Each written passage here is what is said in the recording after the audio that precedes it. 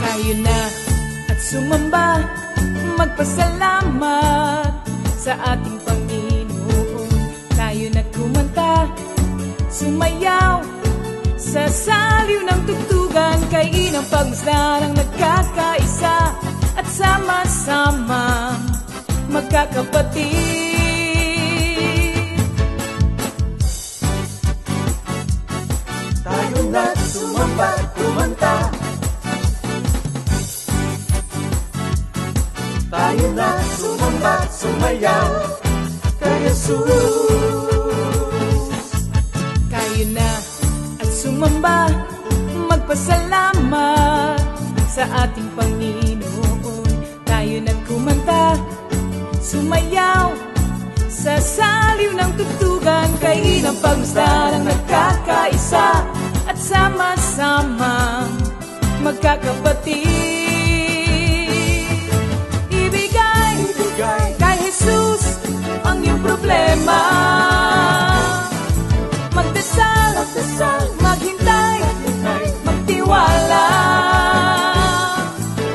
Sa oras ng pangangailangan, si Jesus ang katugunan. Si Jesus ang ating Panginoon, kailanman di kanya iiwan. Si Jesus ang ating Panginoon, kasama sa lahat ng oras. Papuri at pasasalamat tanging sa'yo, alay. Tanging sa'yo, alay.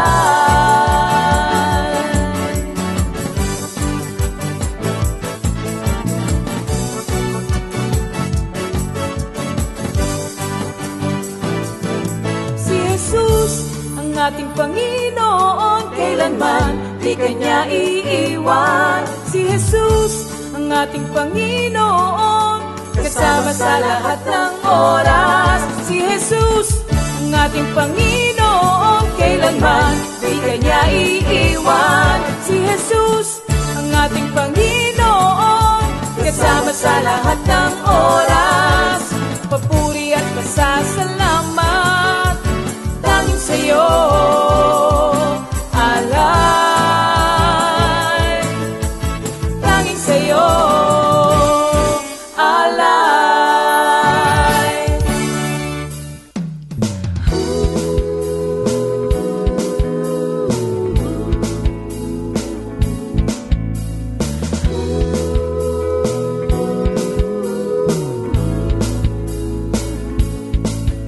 Pinagpalang buhay ang kaloob ng Diyos sa lahat ng tao. May takot sa Kanya. Pinagpalang buhay ang kaloob ng Diyos sa lahat ng tao. Nagtitiwala. Praise the Lord. Hallelujah. Glory to God. Amen. Magandang gabi muli mga kapatid. Welcome to our midweek Bible study. Tayo patuloy na magpasalamat sa dakilang Diyos pagkat patuloy niya tayong pinagkakalooban ng pagkakataon na makarinig ng mabuting balita. Bilang mabuting balita, magandang. So before anything else, tayo na po ay sama-samang manalangin. Hallelujah, hallelujah, hallelujah. Purihin ka o kataas-taasang Diyos Ama. Purihin ka sa iyong kadakilaan, patan, sa iyong pag-ibig sa akin. Muli sa ganito,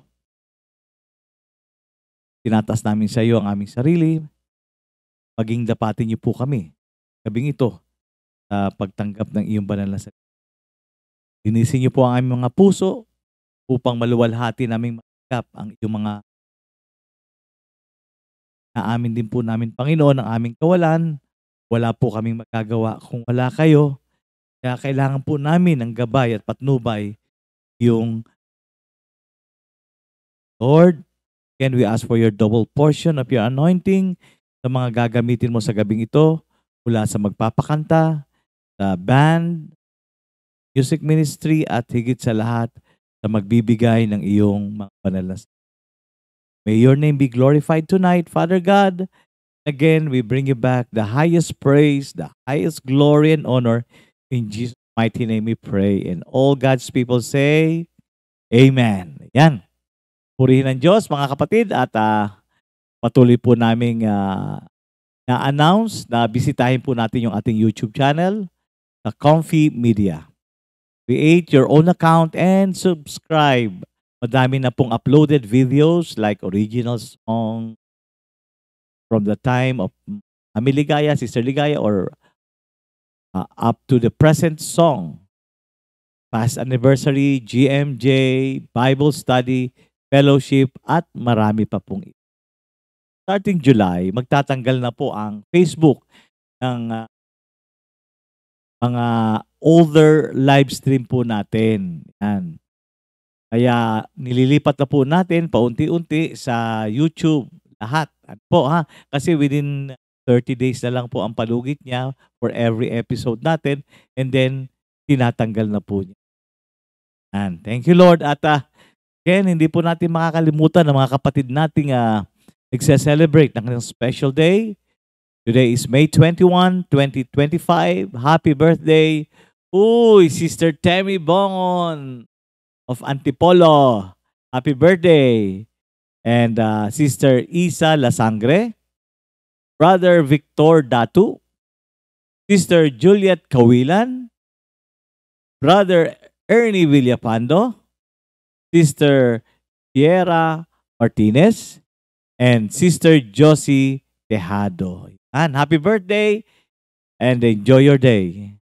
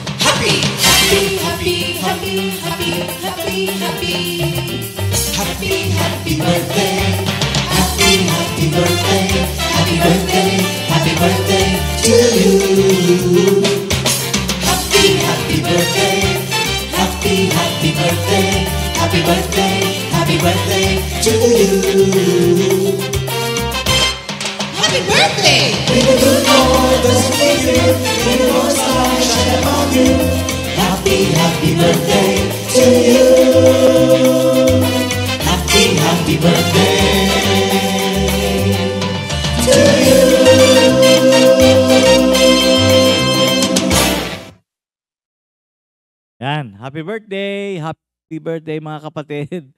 Kala ko may anniversary. Sorry po. Happy birthday and enjoy your day. Yan. By the way, bago kong makalimutan, kami nagpapasalamat sa naganap anniversary ng Mendez Prayer Group. At we really enjoy, nakapag-swimming, maraming pagkain. Thank you Lord ha. Mga kapatid, happy anniversary once again, Mendez Group. Thank you Lord. At ihanda na po natin ang ating mga sarili sapagkat muli na naman tayong magbibigay luwalhati sa ating dakilang Diyos.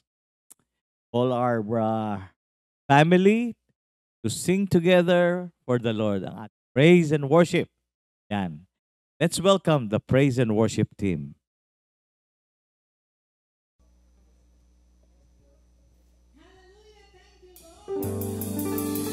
Hallelujah! Good evening po sa ating lahat. Welcome po sa ating midweek Bible study. Kami po ang Laiya worshiper at kasama ko po si Sister Zara, Sister Julien, at ako po si Sister Jerlyn. Thank you, Lord. Sama-sama po tayo umawit at magpuri sa ating Panginoon.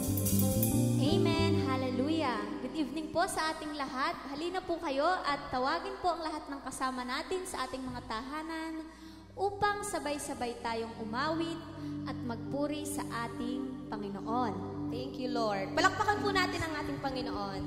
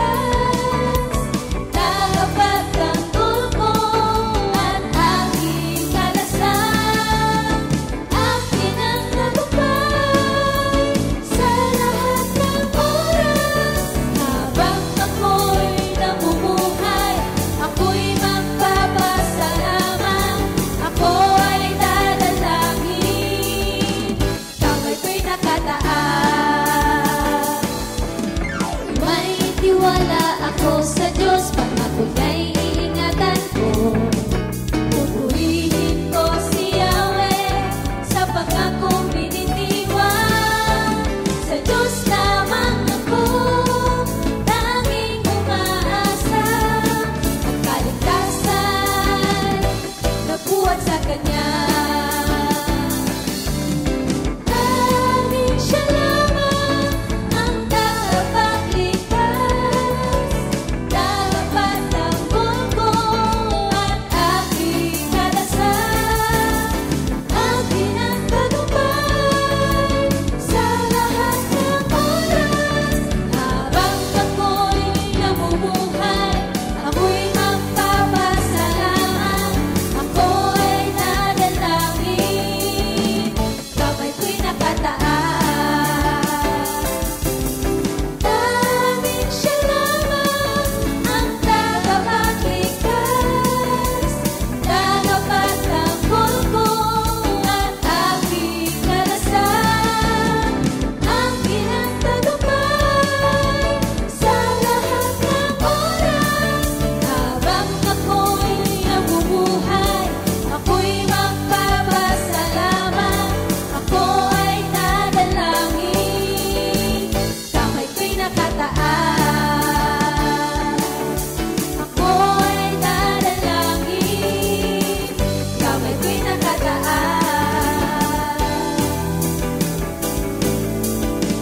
Kamay ko'y nakataas.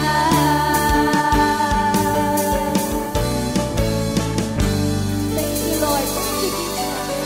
Palakpakan po natin ang ating Thank you, Jesus. Hallelujah. Patuloy po tayong umawit at magpuri sa ating Panginoon. Awitan po natin siya ng buong puso. Thank you, Lord. Thank you, Jesus. Hallelujah. Thank you, Lord. May pangamba, pero di aayaw. May pag-abang, pero di susuko. Pagkat alam kong nariyan ka, pag-alala'y nawawala. O Panginoong Jesus, dakila ka.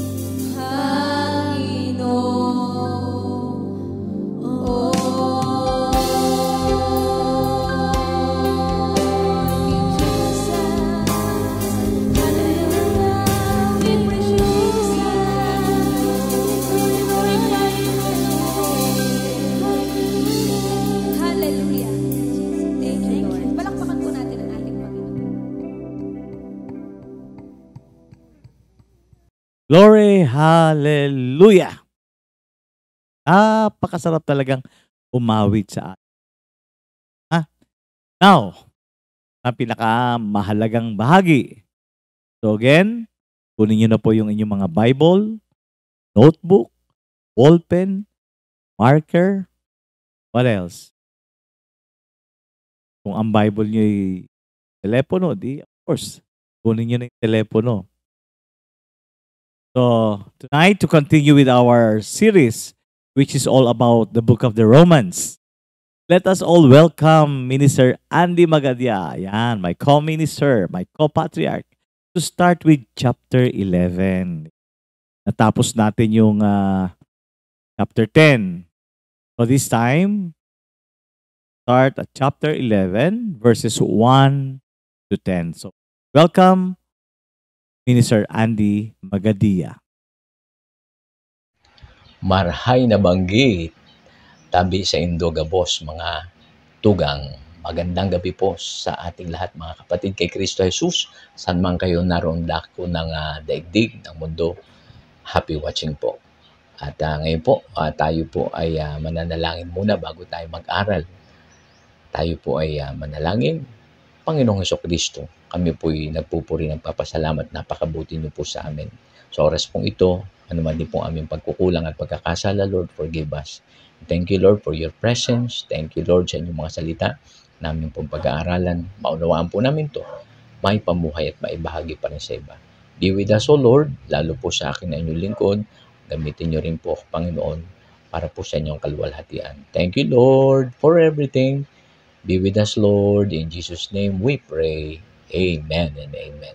So, purihin po ang ating Diyos. Tayo po ay darako na sa ating aralin, mga kapatid. Kumusta po kayo dyan?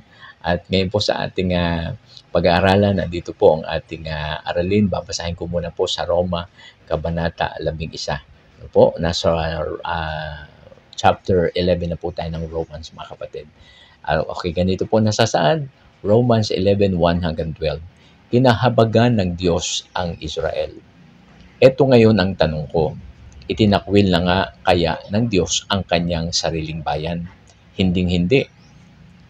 Ako'y isang Israelita rin mula sa lahi ni Abraham at kabilang sa lipi ni Benjamin. Hindi itinakwil ng Diyos ang kanyang bayan na sa simula pa'y pinili na niya. Hindi ba ninyo alam ang sinasabi ng kasulatan tungkol kay Elias? Dumaing siya sa Diyos laban sa Israel. Sinabi niya, Panginoon, pinatay nila ang iyong mga propeta at giniba ang iyong mga altar. Ako na lamang ang natitira at gusto pa nila akong patayin. Ngunit ito ang sagot sa kanya ng Diyos. Nagtira ako ng 7,000 lalaking hindi sumamba sa Diyos-Diyosang si Baal. Gayon din sa kasalukuyan, mayroon pang nalalabing mga hinirang ng Diyos dahil sa kanyang kagandahan loob. At kung yon ay dahil sa kanyang kagandahan loob, maliwanag na yon ay hindi dahil sa gawa, sapagkat kung ang ginawa ng tao ang siyang batayan, hindi na yon masasabing kagandahan loob. Ano ngayon? Hindi nakamtan ng bansang Israel ang kanyang minimithi. Ang mga hinirang lamang ang nagkamit nito dahil matigas ang ulo ng iba. Tulad ng nasusulat, binigyan sila ng Diyos ng mapurol na diwa, mga matang hindi makakita at mga tengang hindi makarinig hanggang sa panahong ito. At sinabi rin ni David, maging bitag at patibong nawa ang kanilang pagpipista, isang katitisuran at parusa sa kanila. Lumabo nawa ang kanilang mga mata nang hindi sila makakita at sila'y makuba sa hirap habang buhay. Ito naman ang tanong ko ngayon. Ang pagkatisod ba nila ay upang sila'y tuluyan ng mawasak? Hinding-hindi. Sa halip, dahil sa kanilang kasalanan, ang kaligtasan ay nakarating sa mga hintil upang mainggit ang mga Israelita sa mga ito. Ngayon, kung ang kasalanan ng mga Israelita ay nagdulot ng masaganang pagpapala sa sanlibutan at kung ang kanilang pagbagsak ay nagdulot ng masaganang pagpapala sa mga hintil, gaano pa kaya kapag nagbalik loob sa Diyos ang buong Israel? Ito po ang mensahe ng Panginoon mula po sa Roma, Kabanata 11, talatang 1 hanggang po sa 12. Purihin ang ating Diyos. Ano po? Ngayon po ay dako na tayo sa ating aralin, mga kapatid. At yun nga po, ang ating pong pag-aaralan ngayon, makikita natin pamagat pa lang dyan sa unang-una po ay kinahabagan ng Diyos ang Israel. Ano po? Ngayon, kasi makikita natin sa talatang 1, mga kapatid, ang mayroon pong katanungan kaagad eh. No? Ang katanungan po ay, did God reject His people? Okay, yan po ang katanungan. At ang kasagutan naman po ay ito, mga kapatid, hinding-hindi. Sa katunayan, according po kay St. Paul, sa katunayan, sabi niya, ako man ay isang Israelita mula sa lahi ni Abraham at kabilang sa lipi ni Benjamin. So kung atin pong sasagutin ang katanungan na talaga nga bang itinakwilan ng Diyos ang kanyang sariling bayan? Ayan, so tingnan po natin mga kapatid ang ating pong pag-aaral na ito kasi po makikita natin dito na kapag ka po tayo ay pinili at hinirang ng ating Diyos sa karamihan, alam niyo po, tayo po ay considered as His sons and daughters. Ano po? Ngayon, mga kapatid, tingnan muna po natin. Kasi naalala ko yung yung mga kwento ng ating mga ninuno at hindi lang kwento, kundi ito naman ay may katotohanan din na yun nga, ang mga alipin o ang mga servants ay pwedeng palayasin sa tahanan. Okay? But then, ang mga anak po ay hindi basta-basta pwedeng palayasin. Pwede rin palayasin pero he or she has the right to come back because siya po ay anak. Ano po? So yun po, makikita natin pag anak tayo, talagang naroroon po ang relasyon natin sa ating Diyos. Ano po? So ngayon mga kapatid, dito makikita natin na ang kanya pong bayang pinili ay talagang hindi niya itatakwil, mga kapatid. Ano po? At mamaya pag-aaralan natin yan po pwedeng itakwil dahil may mga kadahilanan. Pero bago po tayo dumako doon, alamin muna natin sino nga ba itong si Israel. Doon po kasi sa Genesis 35 verse 10, alam natin to na si Israel ngayon yan po yung si Jacob. Yan po si Jacob. Jacob ang pangalan mo, ngunit mula ngayon Israel na ang itatawag sa iyo.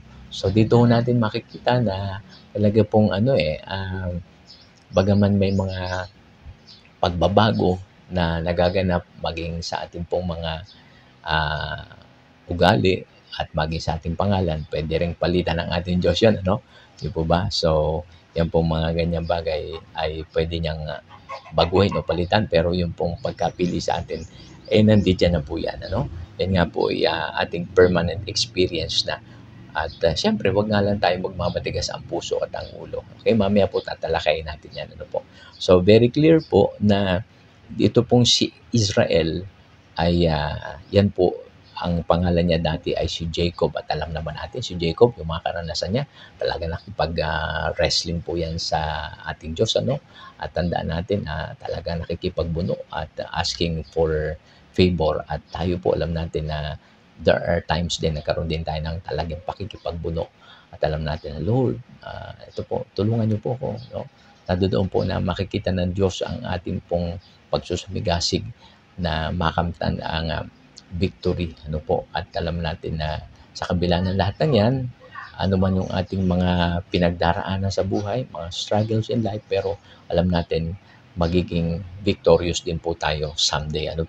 So, yan po mga kapatid, tatandaan natin na ang mga pinili ng ating Diyos kailanman ay hindi niya po yan malilimutan at hindi po niya yan itatakwil sapagkat yun nga po ang nasa kasulatan din sa Isaiah 49:15-16, ang sagot ni Yahweh, malilimot kaya ng ina ang sarili niyang anak? Hindi kaya niya mahalin ang sanggol niyang iniluwal? Kung mayroon mang inang lumilimot sa kanyang anak, hindi ko kayo kalilimutan kahit sandali. Jerusalem, hindi kita malilimutan. Pangalan mo'y nakaukit sa aking mga palad. O di po ba mga kapatid, yan po ipagpapatunay na talagang tayo po ay hindi malilimutan ng ating Diyos. Of course, there are times minsan nagkakamali tayo, nagkukulang, nakakalimot, nawawalay, pero alam po natin mga kapatid, hindi po doon natatapos ang lahat. So, pag-aralan po natin ito mga kapatid ha, tayo po ay mahal na mahal ng Diyos, pinili at hinirang sa karamihan, kaya kung minsan ay kung magkakamali man, pwede namang makabalik sa Kanya. Ano po? Okay, so ngayon po, ano po ba yung ating mga aralin na matututunan sa pag-aaral na ito? Unang-una po mga kapatid, yung God's election. Tayo yung mga pinili at hinirang na Diyos sa karamihan. Unang-una po mga kapatid, sinasabi dito ni St. Paul, Paul highlights God's choice of Israel as his people, citing examples like Elijah who stood up for God against idolatry. Ano po? At yun nga, makikita natin na lahat tayo ay tumanggap kay Lord Jesus Christ, no? Naniwala sa Kanya. Tayo po'y tinuring niya mga anak at kailanman hindi niya po tayo itatakwil. Doon nga po sa Romans 11, sa 2 hanggang 4, hindi itinakwil ng Diyos ang Kanyang bayan. At nasa simula pa'y pinili na niya. Hindi ba ninyo alam ang sinasabi ng kasulatan tungkol kay Elias? Dumaing siya sa Diyos laban sa Israel. Sinabi niya, Panginoon, pinatay nila ang iyong mga propeta at giniba ang mga altar. Ako na lamang ang natitira at gusto pa nila akong patayin. Ngunit ano ang sagot sa kanya ng Diyos? Nagtira ako ng 7,000 lalaking hindi sumamba sa Diyos ang si Baal. So, salamat na lang po at talaga pong may mga natira pa, sa tunay na lahi ng mananamba sa ating Diyos na buhay, sa ating Panginoong Jesucristo.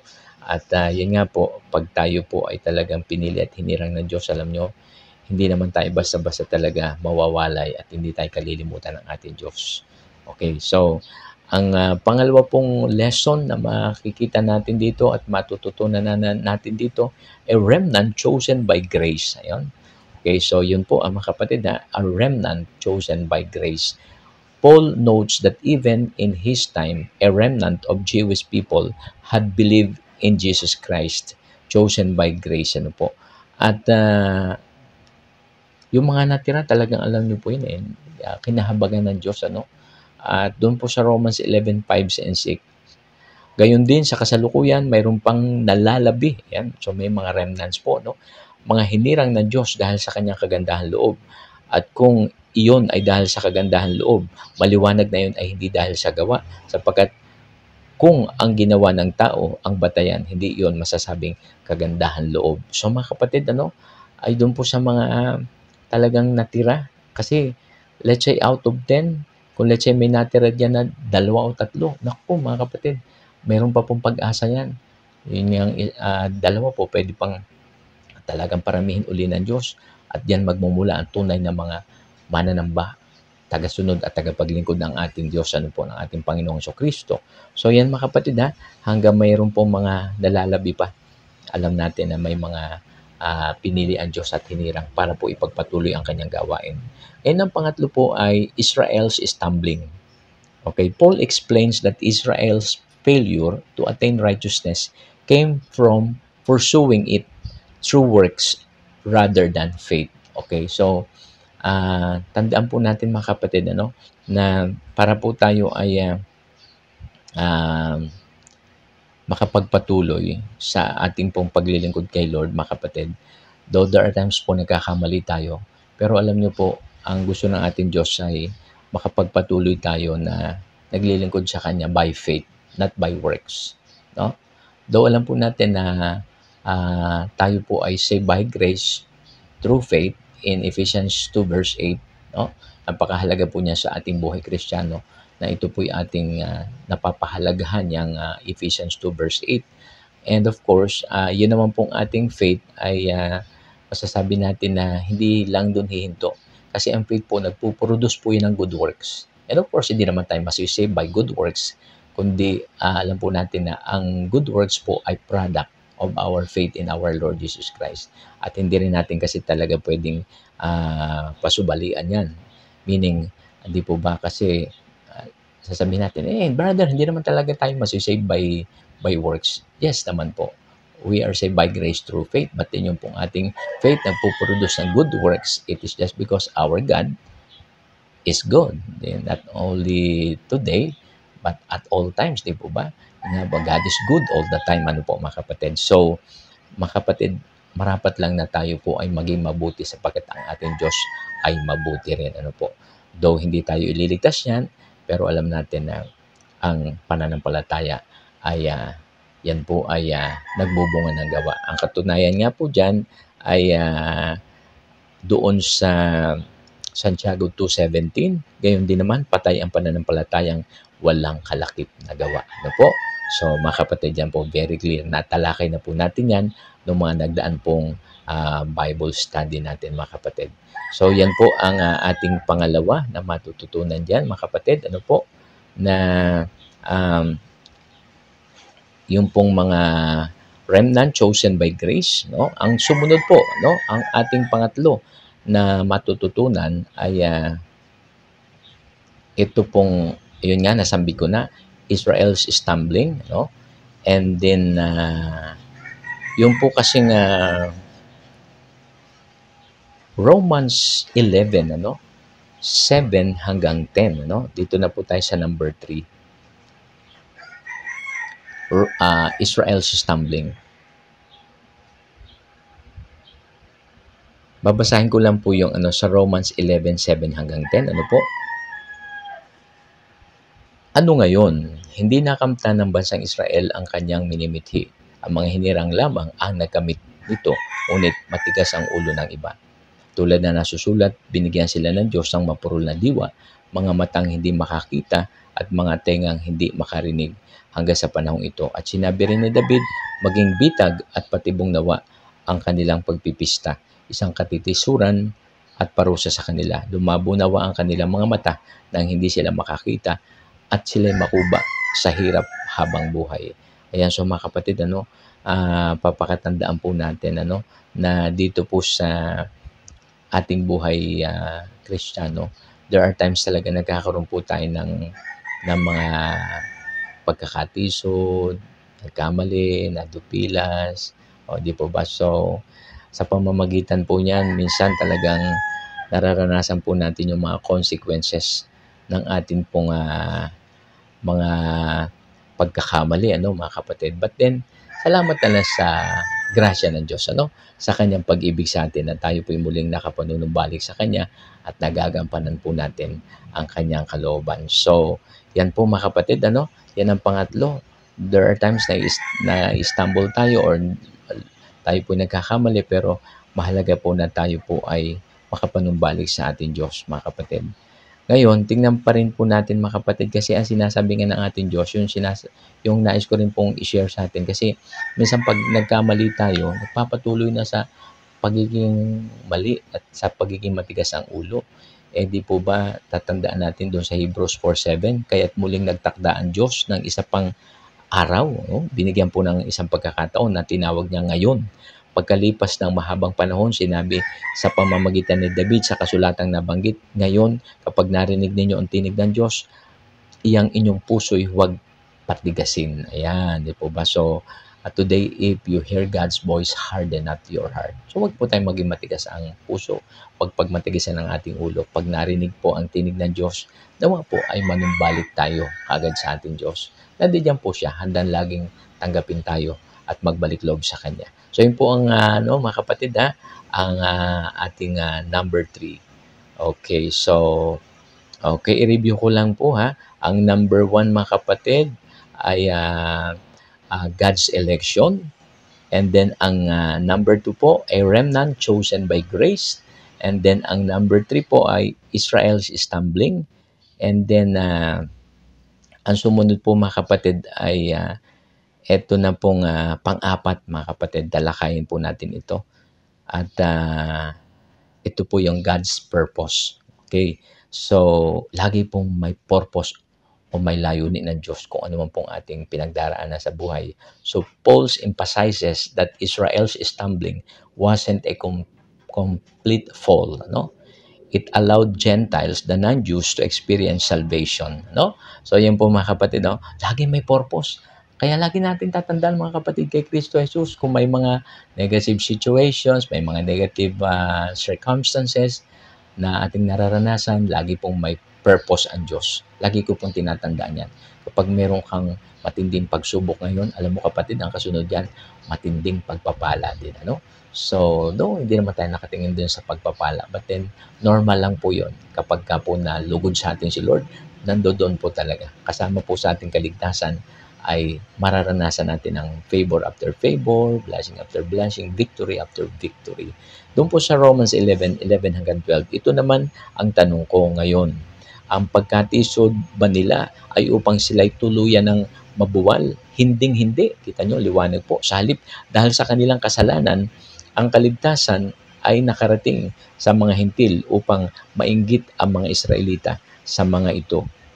Kung ano ang kasalanan ng mga Israelita ay ngayon, kung ang kasalanan ng mga Israelita ay nagdulot ng masaganang pagpapala sa sanlibutan at kung ang kanilang pagbagsak ay nagdulot ng masaganang pagpapala sa mga hintil, gaano pa kaya kapag nagbalik loob sa Diyos ang buong Israel? So ito po, napakaliwanag po mga kapatid na may pag-asa pa. No? Kasi minsan nawawala na tayo ng pag-asa, di ba? Lagi nga nating naririnig, may pag-asa pa habang buhay, may pag-asa, di ba? Sa mga kapatid, sounds familiar, ano po? So ngayon tatandaan natin to, no? Na habang tayo po'y nabubuhay, may pag-asa pa mga kapatid, magbalik loob lang po tayo kay Lord. Mabuti siya, mabait siya, ano po? Minsan iisipin natin, Lord, hindi na yata po ako karapat-dapat. Dami ko na pong kasalanan, pero sino ba naman ang walang kasalanan? Ang maghalaga lang po ay manumbalik sa Diyos, magsisi ng totoo, at tandaan niya po tayong tanggapin. Actually, kapag naranasan na po natin yan, yun din yung simula na nare-realize natin na, oh nga Lord, ano, kailangan hindi ko na ito gagawin. At yun po, magmamature din tayo later on mga kapatid, for the glory of our Lord Jesus Christ. So ito po ang mga bagay na mahalaga pa rin natin tandaan mga kapatid, ano? In times of tayo po minsan ay nag-fail, ito po yung mga bagay na marapat nating maalala at ipamuhay mga kapatid. Una po, faithfulness over failure. Like Israel, we may experience setbacks, ayan, but God's faithfulness endures. Ayan, salamat na lang po at nandiyan po ang katapatan ng Diyos. Yung kanyang kahabagan sa atin, nandiyan po, ano? At pangalawa po, righteousness through faith. Okay? Yan, mahalaga po na tayo po ay, di ba naalala natin na yung pong, and the just shall live by faith, they will shine like stars in the night. No? In the night. So, mga kapatid, tayo ay mga righteous people of God at tayo po ay merong right standing relationship with our Lord Jesus Christ, and we are saved by grace through faith. Yun nga po, at saka pagka po tayo ay righteous, ano, talaga naman pong yung mga prayers natin tutugunin ng ating Diyos mga kapatid. Ano po? Ang sumunod po ay God's sovereignty. Ayan. Trust in God's plan even when we don't understand. Ayan, di ba parang minsan isip natin, naku brother, naku sister, hindi ko naintindihan ang mga nangyayari. Bakit ako nakakaganito? Ako naman ay nagpipray. Ako naman ay nag-attend ng prayer meeting. Ako naman ay nagtatize, nag-offering, nagko-covenant ako. Pero bakit ganito? So, minsan po, tatandaan natin, may nais iparating sa atin si Lord, iparana sa atin si Lord, meron siyang gustong i-reveal. So, lagi natin tatandaan, kahit minsan hindi natin naunawaan. Naalala ko yung, di ba, may awitin tayo na noon, ano, natatandaan niyo po, kahit di mo maintindihan, di mo man ito maunawaan, magtiwala sa Diyos, siya'y totoo, hindi nagbabago. Mahal ka ng Diyos, ito'y totoo, di kanya iiwanan. Mahal ka ng Diyos, ito'y totoo, di kanya pababayaan. Mahal ka ng Diyos. So, yan po Don't forget mga kapatid na mahal po tayo ng ating Diyos. Ano man pong ating pinagdaraanan. And lastly po, napakahalaga pong ito po yung ating maging prayer. Napaka-short prayer po. At ito po yung nilalaman. Heavenly Father, thank you for your unfailing faithfulness. Help me trust your sovereignty and share yung message of salvation with others. In Jesus' name we pray. Amen and amen. God bless us all po mga kapatid. Say